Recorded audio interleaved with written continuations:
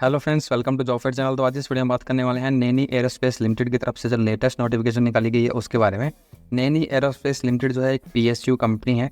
यहाँ पर जो है पब्लिक सेक्टर अंडरटेकिंग है। यहाँ पर जो है वेरियस पोस्ट के ऊपर आपकी वैकेंसीज निकाली गई हैं। फिक्स टर्म बेसिस के ऊपर ये वैकेंसीज हैं आपकी। और ये जो आपकी नैनी एरोस्पेस लिमिटेड है, ये एक होली ऑन्ड सब्सिडरी है Hindustan aeronautic limited. Hindustan aeronautic limited की एक सब्सिडरी कंपनी है नैनी एरोस्पेस लिमिटेड। यहाँ पर जो वैकेंसीज हैं आपकी, जो फर्स्ट वैकेंसी आपकी वो है आपकी operator SS fitter on tenure basis. Tenure basis पे ये वैकेंसी है। ऑपरेटर एसएस फिटर की ये वैकेंसी है। टोटल वैकेंसी यहाँ पर 15 है, 15 यहाँ पर टोटल वैकेंसी हैं, जिसमें से अनरिजर्व कैटेगरी में आपकी 8 वैकेंसी है। ईडब्ल्यूएस कैंडिडेट के लिए 1 वैकेंसी रिजर्व है। ओबीसी कैंडिडेट्स के लिए 3 वैकेंसी रिजर्व है। और एससी कैंडिडेट्स के लिए यहाँ पर 3 वैकेंसी रिजर्व रखी गई है। ऑपरेटर एसएस फिटर की ये वैकेंसी है। इसके लिए आपके पास क्वालिफिकेशन में 2 ईयर का रेगुलर जो है फुल टाइम आईटीआई होनी चाहिए फिटर में। और 10th स्टैंडर्ड जो है आपने क्लियर किया होना चाहिए। 10वीं पास करने के बाद आपने जो है वो रेगुलर जो है फुल टाइम आईटीआई की होनी चाहिए ट्रेड फिटर ट्रेड में, तभी आप इस एप्लीकेशन के लिए अप्लाई कर पाएंगे। सेकंड वैकेंसी जो है वो है आपकी ऑपरेटर एसएस इलेक्ट्रीशियन की ऑन टेन्योर बेसिस। ये इलेक्ट्रीशियन की वैकेंसी है, ऑपरेटर एसएस। यहाँ पर टोटल वैकेंसी जो है आपकी वो है आपकी 10। इन टोटल 10 वैकेंसीज में से 4 वैकेंसी अनरिजर्व कैटेगरी में है। 1 वैकेंसी आपकी ईडब्ल्यूएस कैटेगरी के लिए रिजर्व है। 3 वैकेंसी ओबीसी कैटेगरी के लिए रिजर्व है। 2 वैकेंसी एससी कैटेगरी के लिए रिजर्व रखी गई है। और इसके लिए क्वालिफिकेशन में आपके पास जो है 2 ईयर की फुल टाइम जो है रेगुलर आईटीआई होनी चाहिए। 10वीं क्लास के बाद 10th के बाद जो है आपने आईटीआई की होनी चाहिए इलेक्ट्रीशियन ट्रेड में, तभी आप इस एप्लीकेशन के लिए अप्लाई कर पाएंगे। यहाँ पर जो क्वालिफिकेशन है आपकी वो फुल टाइम रखी गई है। अगर आपने पार्ट टाइम आईटीआई कर रखी है तब आप इस एप्लीकेशन के लिए अप्लाई नहीं कर सकते हैं। Correspondence distance education e learning से अगर आपने आईटीआई कर रखी है तब आप इस एप्लीकेशन के लिए अप्लाई नहीं कर सकते हैं। सिर्फ और सिर्फ रेगुलर कैंडिडेट जो हैं वही इस एप्लीकेशन के लिए अप्लाई कर पाएंगे। जो एज लिमिट आपकी यहाँ रखी गई है, मैक्सिमम आप 28 ईयर्स से होने चाहिए। 28 साल आपकी मैक्सिमम एज लिमिट यहाँ रखी गई है। अगर आप अनरिजर्व और ईडब्ल्यूएस कैटेगरी से बिलोंग करते हैं तो 28 ईयर्स। अगर आप एससी एसटी कैटेगरी से बिलोंग करते हैं तो 5 ईयर की एज रिलैक्सेशन है। ओबीसी कैटेगरी से बिलोंग करते हैं तो 3 ईयर की एज रिलैक्सेशन जो है आपको यहाँ प्रोवाइड की गई है। अगर आप पीडब्ल्यूबीडी कैटेगरी से बिलोंग करते हैं तो 10 ईयर की एज रिलैक्सेशन है। अगर आप एससी एसटी ओबीसी कैटेगरी से बिलोंग करते हैं तब आपको जो है वो एज़ पर गवर्नमेंट रूल आपको जो है एज रिलैक्सेशन यहाँ प्रोवाइड की जाएगी। इसके अलावा अगर आप एक्स सर्विस मैन हैं तो भी आपको एज रिलैक्सेशन यहाँ प्रोवाइड की गई है। अगर आप जम्मू एंड कश्मीर के डोमिसाइल कैंडिडेट्स हैं 1980 से 1989 के बीच में तो 5 ईयर की आपको एज रिलैक्सेशन है। अगर आपके पास जो है रेलिवेंट पोस्ट के ऊपर जो है क्वालिफिकेशन के बाद एक्सपीरियंस है, आपके पास रेलिवेंट पोस्ट का एक्सपीरियंस है, आपके पास पोस्ट क्वालिफिकेशन एक्सपीरियंस, तो मैक्सिमम 7 ईयर तक आप जो है आपको जो है वो एज रिलैक्सेशन यहाँ प्रोवाइड की जा सकती है। मतलब 35 की एज तक जो है आप भर सकते हैं, पर आपके पास जो है वो पोस्ट क्वालिफिकेशन एक्सपीरियंस होना चाहिए रेलिवेंट डिसिप्लिन में। इसके अलावा एक्स सर्विसमैन जो हैं उनके लिए अलग से एज रिलैक्सेशन यहाँ प्रोवाइड की गई है, मेंशन की गई है। पीडब्ल्यूबीडी कैंडिडेट्स के लिए भी आपको यहाँ पर अलग से एज रिलैक्सेशन प्रोवाइड की गई है। आपके जो टेन्योर रहेगा, क्योंकि ये टेन्योर बेसिस के ऊपर आपकी वैकेंसीज हैं, जो एंगेजमेंट का टेन्योर रहेगा वो रहेगा आपका 3 ईयर का।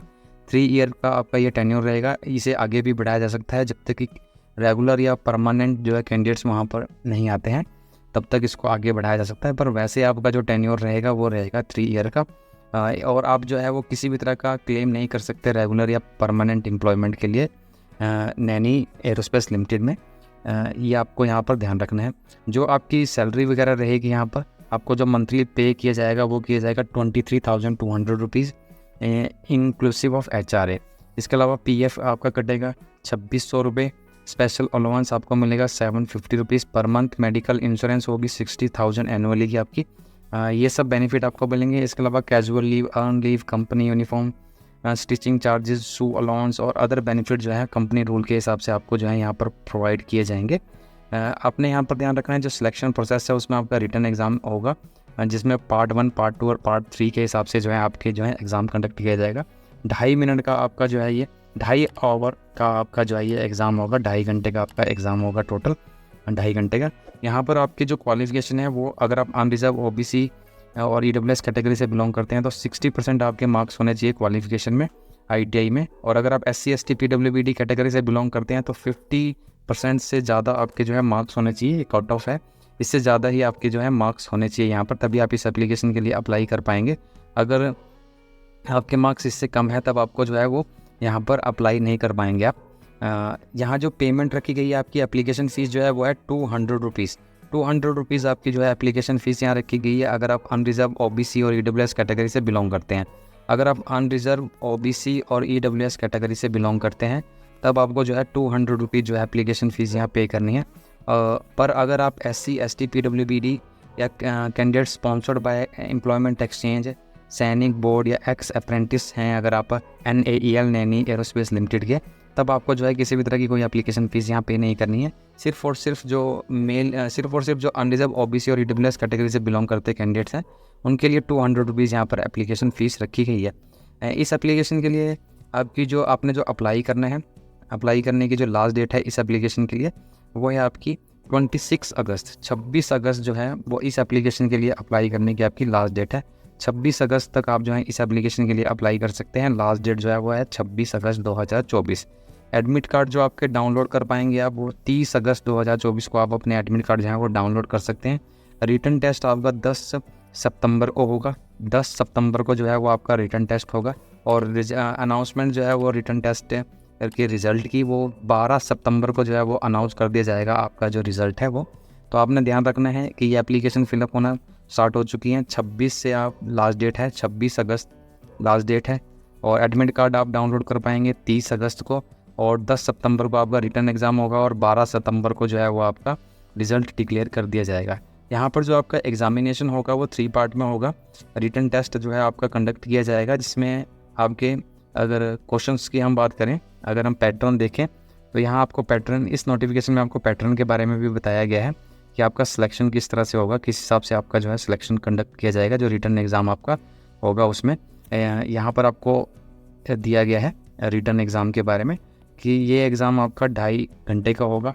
2.5 आवर्स का आपका एग्ज़ाम होगा। 3 पार्ट्स में होगा जिसमें फर्स्ट पार्ट में आपके जो है वो 20 क्वेश्चन आएंगे जनरल अवेयरनेस के, सेकंड पार्ट में 40 क्वेश्चन आएंगे इंग्लिश और रीजनिंग के और थर्ड में आपके जो है 100 क्वेश्चन आएंगे आपके डिसिप्लिन से रिलेटेड। हर क्वेश्चन का आपको 1 मार्क्स मिलेगा। किसी भी तरह की नेगेटिव मार्किंग यहाँ नहीं है। MCQ फॉर्म में आपका जो है ये एग्ज़ाम कंडक्ट किया जाएगा। इस नोटिफिकेशन का लिंक आपको डिस्क्रिप्शन बॉक्स में मिल जाएगा, वहाँ जाके आप कंप्लीट नोटिफिकेशन जो है उसे चेक कर पाएंगे। तो आज की वीडियो में इतना ही। वीडियो अच्छा लगे तो लाइक, शेयर और चैनल को सब्सक्राइब करना ना भूलें। Thank you and have a nice day.